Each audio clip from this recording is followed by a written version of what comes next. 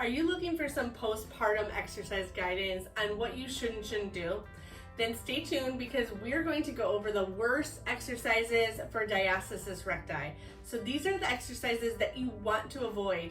Hi, I'm Dr. Brenda Heineke, and I have Dr. Jenny here with me from Revitalized Physical Therapy, and we are pelvic floor physical therapists that work with hundreds of women, helping them resolve their diastasis recti. So let's dive into the worst exercises for diastasis recti. So the first exercise, and this is the most common, is crunches. So Dr. Jenny's gonna show us a crunch here, and the reason crunches are bad is because it just really compresses everything inside of the abdomen, and this pressure that it generates has to go somewhere, and that can oftentimes make a diastasis recti worse. So avoid crunches, and again, there's a lot better exercises that we can do to strengthen the core than crunches, so don't feel like you're missing out.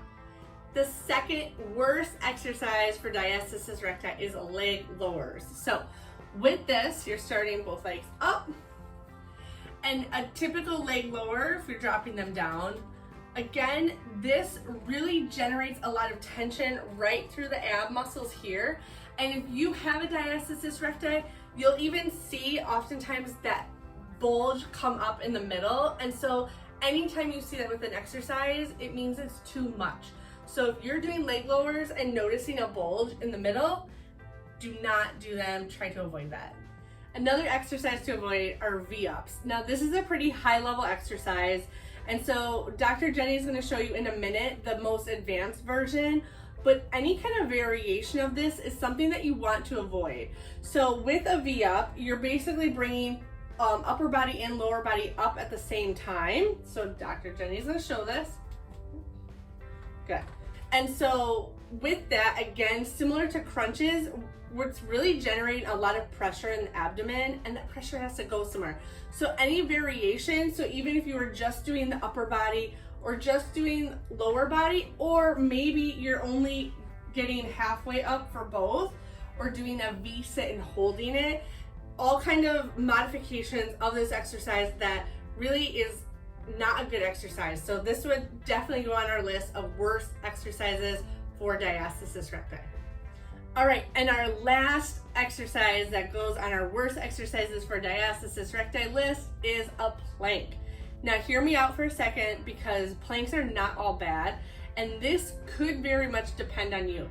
So the reason we put planks on our list to avoid is because oftentimes women are not doing the foundational exercises to strengthen the core muscles, like the transverse abdominis first.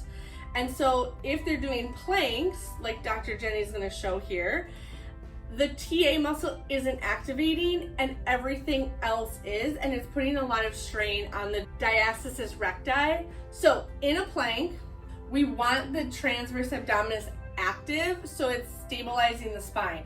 If it's not, all this pressure is pushing down and pulling on the belly, and that's going to increase that diastasis recti and make it worse. So planks are okay if you've done that work. They are one of the worst exercises for diastasis recti if you haven't. So if you want to know what to do next, if you want to strengthen that transverse abdominis, then check out our other video and make sure that when you are going back into exercise, you are avoiding these 4 worst exercises for diastasis recti.